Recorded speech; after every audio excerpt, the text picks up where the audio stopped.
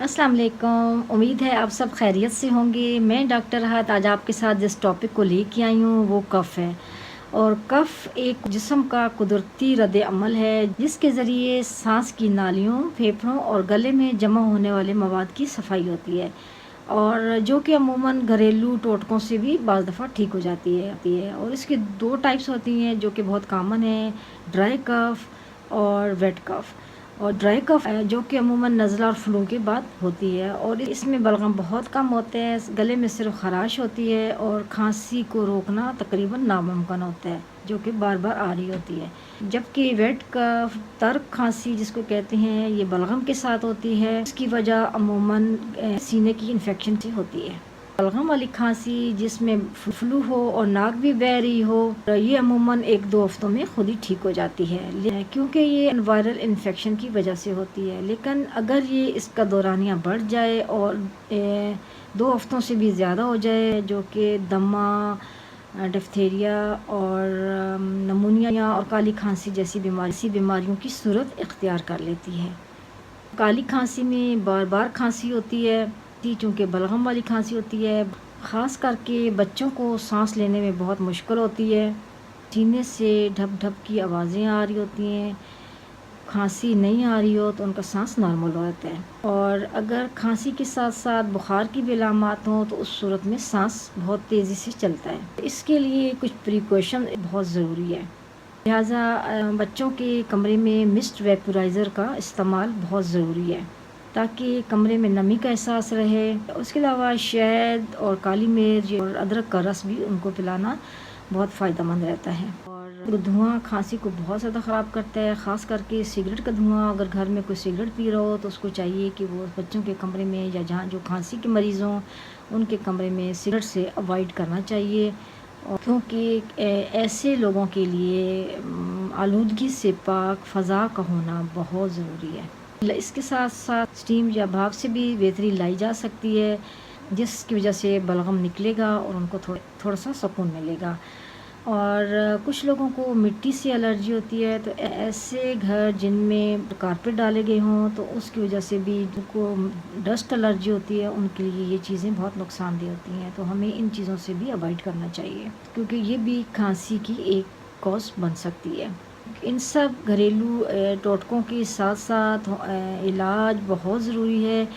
और अगर हम होम्योपैथिक दवाई को देखते हैं तो बच्चों की ऐसी खांसी जिसमें बच्चे घर से थोड़ी देर के लिए बाहर निकले हैं, उन्होंने टोपी वगैरह भी नहीं पहनी हुई और फ़ौरन उन्होंने सर्दी को कैच कर लिया है, तो उस सूरत में उनको एकोनाइट उनके लिए बहुत अच्छा रिज़ल्ट देती है। 30 एकोनाइट की 2-3 डोज उनको 3-3 घंटे के वक्फे से देना बहुत फ़ायदेमंद है। जैसे कि 30 पोटेंसी में दिन में 3 बार सुबह, दोपहर और शाम उनको दी जा सकती है। और ये सर्दी में होने वाली नज़ला खांसी के लिए बहुत इफ़ेक्टिव दवाई है। और अगर बलगम बहुत ज़्यादा हो, जिसको खांसी करने पे भी निकालना बहुत मुश्किल हो रहा हो, स्टीम लेने के बाद भी बलगम ना निकल रहा हो, और अगर बलगम थिक और तार की मानद होते हैं, तो उस सूरत में एंटम टार्ट के नाम से दवाई बहुत इफ़ेक्टिव है, जो कि आप 200 में उनको 1 डोज रोज़ाना दे सकते हैं। और बच्चों को आप 30 पोटेंसी में सुबह, दोपहर, शाम 1-1 डोज दे सकते हैं।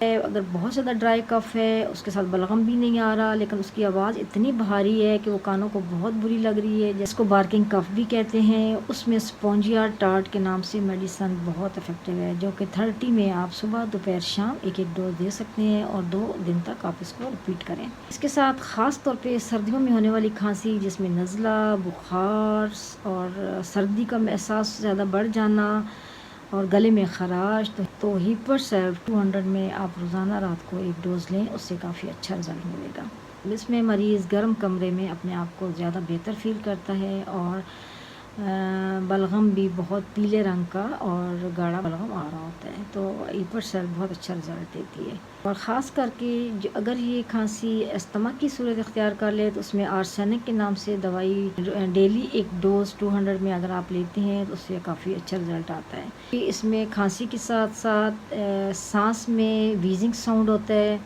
आधी रात के बाद खांसी में बहुत शिद्दत हो जाती है, और सोते में बाज़ दफ़ा घुटन का भी एहसास फ़ील हो रहा होता है, तो आर्सेनिक बहुत अच्छा रिज़ल्ट देती है। اگر کھانسی کے دوران الٹی اور متلی ہو رہی ہو تو ایپیکاک 30 میں دینے سے بھی کافی جلدی آرام آتا ہے.